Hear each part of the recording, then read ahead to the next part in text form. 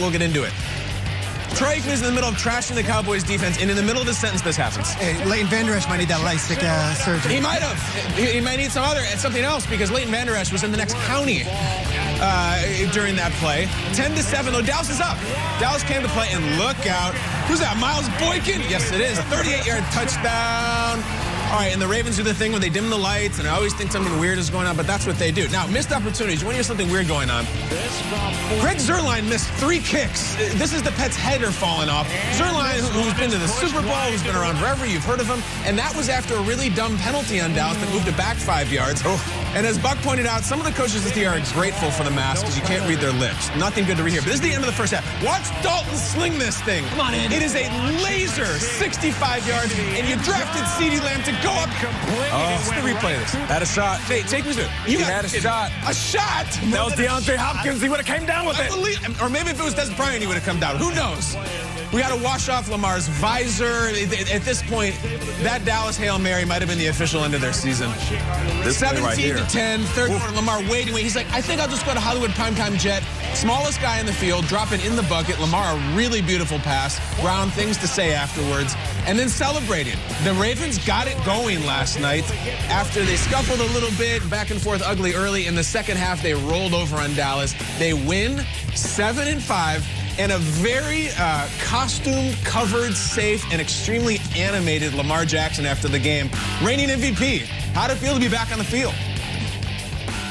Did the time off and time away, did you kind of make you want to be out there? I felt like I ain't play a whole season. Like, I was like, I feel good to be back. My gosh, even in practice, walking into the locker room and stuff like that. It's like, man, I couldn't wait to see y'all face. Like, it was like 2 weeks I didn't see those guys. So it was like, man, I can't wait to get out there and perform for those guys because I know how much, it means to us to win games. And we love to see you as the best player on the field last night. 4 more to go. The Ravens still in the hunt column in the AFC. They're a game back at the Colts and the Dolphins, Nate. Huge matchup, by the way, with their division rival, who we love, the 9-3 Browns, coming up next week. No doubt about it. It was good to see them back on the field. You could see that Lamar Jackson was excited to be back. He missed the game. He missed his boys. He missed being out there. Did they play a perfect game? No. Was it enough? It was efficient. And what I love about it, it wasn't Lamar Jackson throwing the ball 45 times. It was efficient. He threw the ball 17 times, 12 completions, 2 touchdowns, and he ran for 1. Like, that's the Lamar Jackson experience. That's what we want week in and week out. You don't have to wow us. You don't have to be the unanimous MVP of the league. You just have to control the game and not throw the ball away. And he struggled to do that this year. It was good to see them play efficiently. And like you said, Kay, they're back in the hunt. They are. And I know Peter has takes on the Cowboys, but first this about the Ravens. I hate seeing this. If I'm the Browns, the Dolphins, the Colts, the Steelers, you don't want this. Yep. You don't, no. Stay asleep. Stay off the field. Don't start running the ball. And don't get Lamar going. There's a couple great moments last night. One, he was as animated as I've ever seen him. Not after the game, during the game when he's like, no, we're going for it. Waving people off. Look at him. Stay over there. This is some of the magic we saw last year. When he gets in Harbaugh's ear. Up in Seattle, absolutely. Yes, remember, let's go. No, we're going for it. They do go for it. They get it. And then this run, this feels like a slumping home run hitter who finally says, screw it. I'm swinging out of my shoes and hit one 600 feet. Yep. An unbelievable. Then the lineman in the background. We got it. Guys, don't let the party start for Baltimore. They got a lot of work to do.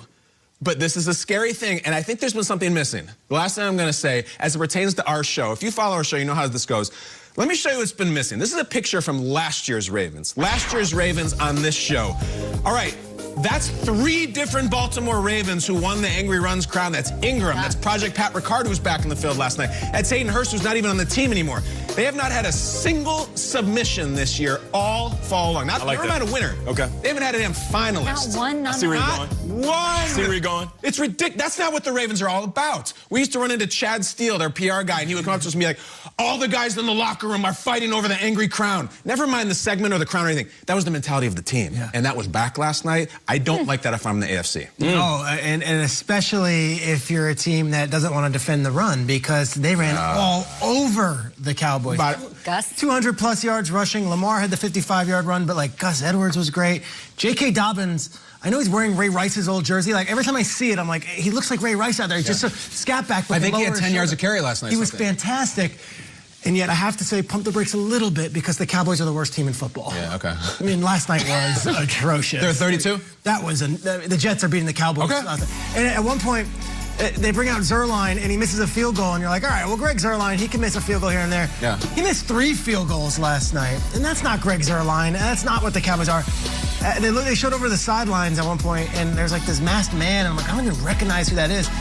It was Mike Nolan, who I've known for 20 years coaching, but because of the mask, because of the hat, and I'm like, that's so symbolic of this Cowboys team. I don't even recognize this team. They went on prime time, and I'll tell you, Aikman spared no jabs at this team. Aikman goes in on the Cowboys. Aikman goes real in on the Cowboys, and it was all warranted. And that's their run defense.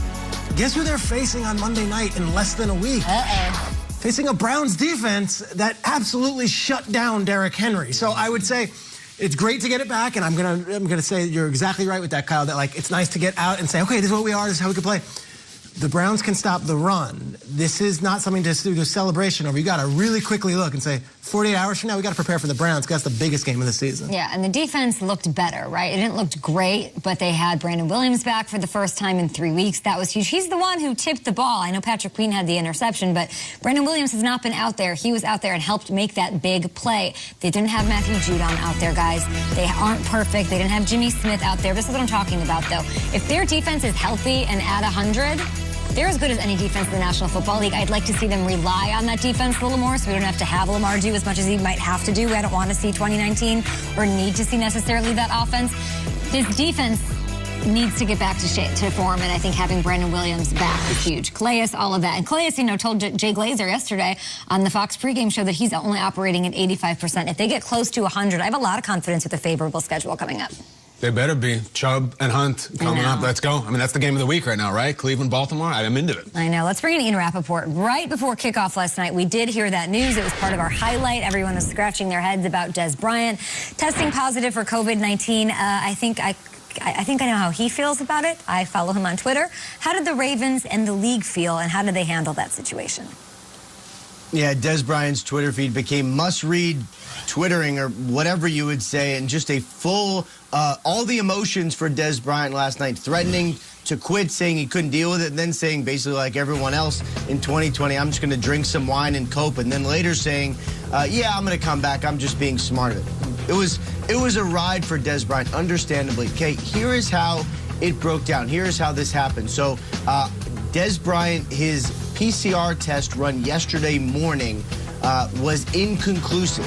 They ran another test. It was inconclusive. When the NFL learned that his test was inconclusive, that is when they pulled him off the field. Also worth remembering, the Ravens are very close to one of the testing facilities, so they probably get results faster than a lot of teams. Anyway, Dez Bryant was pulled off the field. His point-of-care test was positive, and at that point, he was not allowed to play in the game. That is when the NFL pulled him and made sure that he was not going to play. The team officially scratched him because of an illness. Then the NFL did the contact tracing using the Kinexon devices, the bracelets and everything else. Deemed there were no other high-risk close contacts for Dez Bryant. That means everyone else could play and Dez could not, and the game went on. It did. He's a 3-time Pro Bowler. He was tweeting that he's done for the season, that he can't handle this. I'm sure emotions are running high.